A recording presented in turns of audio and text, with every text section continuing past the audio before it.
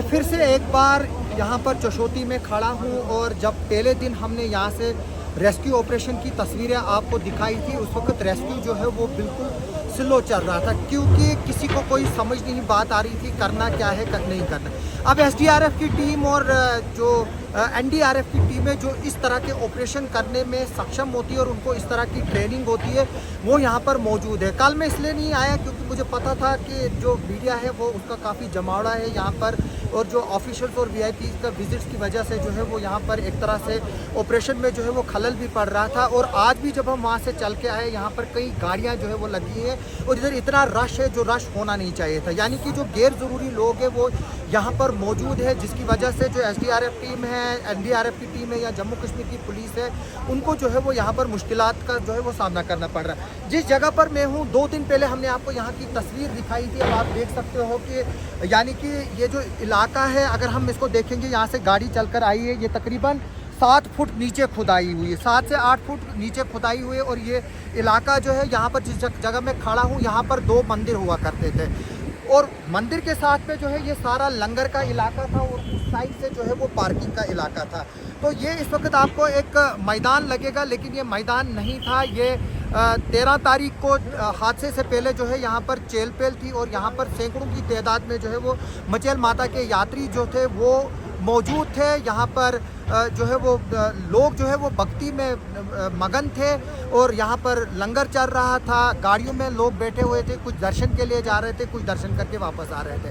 तो ये जब हुआ है, ये तकरीबन 12:20 पे हुआ, जब हमें जो आई विटनेसेस है उन्होंने बताया है। और अभी तक 70 से ज़्यादा जो है वो डेड बॉडीज़ निकाली जा चुकी है। हालांकि इसमें मैं लगातार बता रहा हूँ कि इसमें जो है वो डिस्क्रिपेंसीज आ रही है, यानी कि जो आंकड़ा सरकार बता रही है और जो बाद में जो यहाँ पर रेस्क्यूअर्स है उस आंकड़े को अगर हम क्लब करते हैं तो तकरीबन 60 से 70 के करीब जो है वो अभी तक डेड बॉडीज़ को निकाला गया है।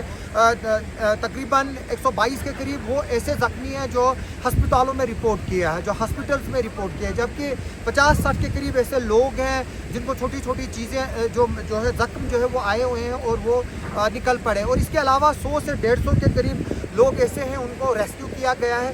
ये डाटा जो है वो अभी पूरा आने में जो है वो काफ़ी समय लगेगा। मैं बता दूं, फिर से आपको याद दिलाने के लिए मैं दिखा दूं कि जो ये घर देख रहे हैं, जो ये वो घर है और जो ये वहाँ पर जो लकड़ी का बड़ा लॉग है, अगर हम कैमरे में इसको थोड़ा सा जूम करेंगे तो जो ये लकड़ी का लॉग है वहाँ पर एक होटल था जिसमें तकरीबन 8 से 10 के करीब डेड बॉडी जो है वो पहले ही दिन निकाली थी जब मैं यहाँ पर मौजूद था। और साथ में जो ये 2 बड़े बड़े पत्थर है इस साइड से, और जो आपको जो ये टीन का शेड दिखाई दे रहा है, जो टीन का शेड आपको दिखाई दे रहा है उस साइड से, जो ये वाला यस बिल्कुल, मैं कैमरामैन से बोलूँगा कि इसको करे।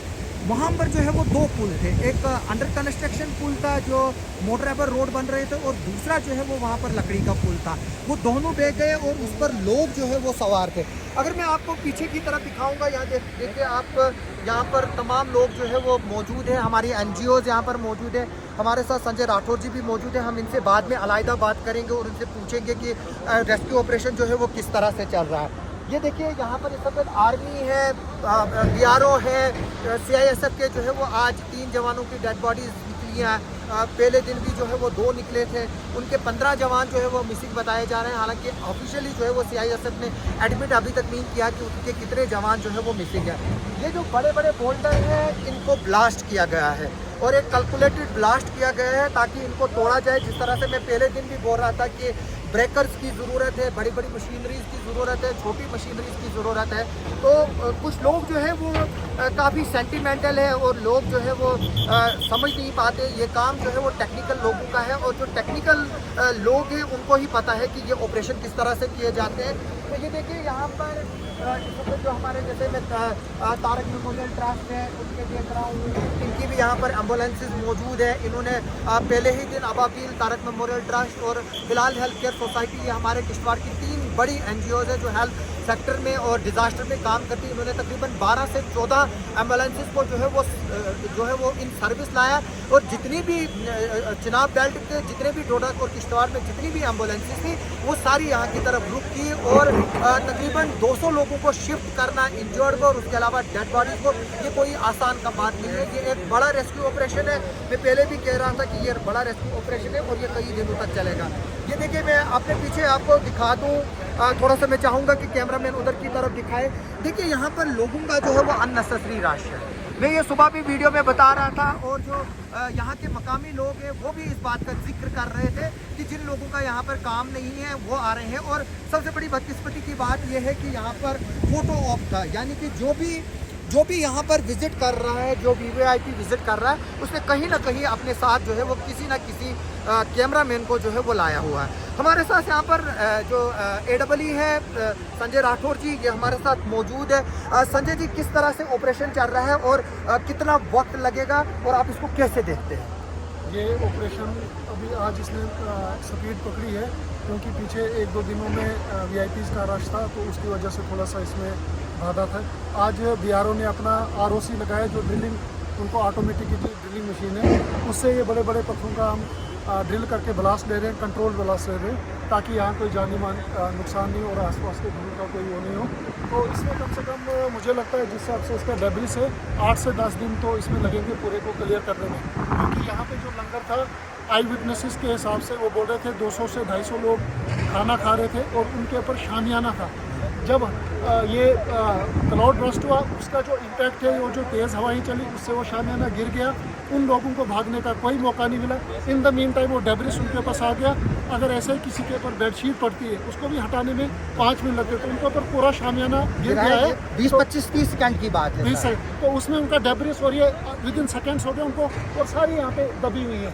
आज भी हमने यहाँ पे 3 CSF की डेड बॉडीज निकली, और एक लड़की जो उस सामने वाली दुकान में जो मलबा जैसा था, तो एक लड़की जो जख्मी निकली परसों, जब उसका आज होश आया वहाँ पे, तो उसने अपने घर वालों को भेजा कि मेरे साथ मेरी बुआ, मेरी मासी और एक और औरत जो थी वो वहीं बैठी थी, आप वहाँ पे जाके रेस्क्यू करो, उसको निकालो, 3 डेड बॉडी आपको वहीं मिलेंगी। और उसने जो अपनी फैमिली फ़ोटोज़ थी, उनकी 3 फोटोज़ भेजी थी, और हमने श्रीधर पाटिल साहब को मैंने बोला, उन्होंने तुरंत SDRF के वहाँ मशीन लगा के एग्जैक्ट 3 बॉडियाँ वहाँ पे। संजय जी, एक बात करते हैं, तो किश्तवाड़ डिस्ट्रिक्ट जो है वो हिली एरिया है, क्लाउड बर्स्ट होने हैं और इस तरह के डिज़ास्टर होने हैं। एज ए ऑफिसर आप कैसे देखते, कितने हम तैयार हैं और जो कमियां हमें थी वो क्या है? सर, मैं आपको ये बताना चाहता हूँ कि देखो, क्लाउड बर्स्ट का कोई एक्सपेक्टेशन नहीं कर सकता तो किस जगह होंगे, उसी तरह से एक्सीडेंट होते हैं, उसी तरह से हमारे जो अर्थक्वेक्स हैं, उनका भी कोई प्रेडिक्शन नहीं कर सकता कब होंगे, क्या होंगे। ये नेचुरल डिज़ास्टर है, कभी भी पहाड़ों में ऊंचे ऊंचे पहाड़ हैं, यहाँ पे जो क्लाउड्स बन जाते हैं, तो उनमें जो वैक्यूम क्रिएट होता है, प्रेशर क्रिएट होता है, उस वजह से वो बादल फट जाते हैं, क्योंकि उनको आगे पीछे जाने की ज़रूरत नहीं है। तो ये पहली बार हुआ है, पिछले जब से यात्रा हुई है, this is for the first time. ऐसा कोई एक्सपेक्ट नहीं कर सकता कि कब क्लाउड बर्स्ट हो, कब भूकंप आ जाए। ये नेचुरल डिज़ास्टर है। जैसे हमारा यहाँ पे एक ब्रिज बन रहा था, 80% कंप्लीट था, खाली स्लेब डालना था, 17 अगस्त को स्लेब डालना था, 21 दिन का वेट करके हमने गाड़ियाँ पार टपानी थी। लेकिन पिछली बार में 7 तारीख जब मचेल में DC साहब ने मुझे वहाँ स्लेब के लिए डिप्यूट किया था, मैं 4-5 दिन के बाद आया। मैं इस पुल पे जब सोच रहा था तो मेरे मन में ऐसे ख्याल आया कि अगर कभी क्लाउड बर्स्ट होगा तो हमारा पुल बिल्कुल सेफ है, क्योंकि हाइट उसकी 30 फुट है नीचे वाटर लेवल से। तो लेकिन जब मैं आ जाता हूँ तो यहाँ पे कुछ हालात ही कुछ हो से, कमी क्या है, और हमें क्या चाहिए? इतना गार्डर बीजे, मतलब ISMB बड़े बड़े गार्डर है, उनका नामो निशान नहीं है। तो जो यहाँ लाशें गई होंगी तो उनका तो पता ही नहीं चल सकता। तो बताइए संजय जी, हमारे पास कमी क्या है, करना क्या चाहिए, आगे किस तरह से हमें तैयारी करनी चाहिए, क्योंकि ये चीज़ें अब होनी है। देखो, नेशनल लेवल पे जो NDRF की और SDRF की टीमें हैं, वो इन सिचुएशंस के लिए जो फुली प्रिपेयर्ड है। आम सिविलियन जैसे हमारा सिविल डिपार्टमेंट है, हम इसमें नहीं कर सकते, क्योंकि अगर मैं ही कोई 10 लाशें देखूंगा तो मेरा मन खराब हो जाएगा, मैं वहीं कोलैप्स कर जाऊंगा। इसके लिए specially army plus grip plus NDRF, और वो स्पेशलाइज्ड है इसके लिए, उनको हमेशा तत्पर रखना चाहिए। और यहाँ पे फौरी तौर पे नज़दीक से नज़दीक एक सेंटर हो जाए, ताकि इस किस्म का जैसे हिमाचल में हुआ, उत्तराखंड में ऐसी चीज़ें हो रही हैं, तो यहाँ पे भी आने वाले वक्त में एक्सपेक्ट कर सकते हैं। तो इन चीज़ों के लिए हमें तैयार रहना चाहिए और वार फुटिंग पे तैयार रहना चाहिए। जी आइए हम आपको दिखाते हैं। यहाँ से देखिए, यहाँ से मशीनरी लगी हुई है और ये जो LNT बड़ी है ये काम कर रही है और हमारे पीछे जवान है। जैसे कि ROC भी लगी हुई है। जैसे कि ROC भी लगी हुई है। जैसे कि मैं बता दूं कि लोगों का काफ़ी रश है यहाँ पर, जो लोग रेस्क्यू कर रहे हैं उनका काम जो है वो हैम्पर्ड हो रहा है। तो हम इस कवरेज को जो है वो जारी रखे हुए हैं।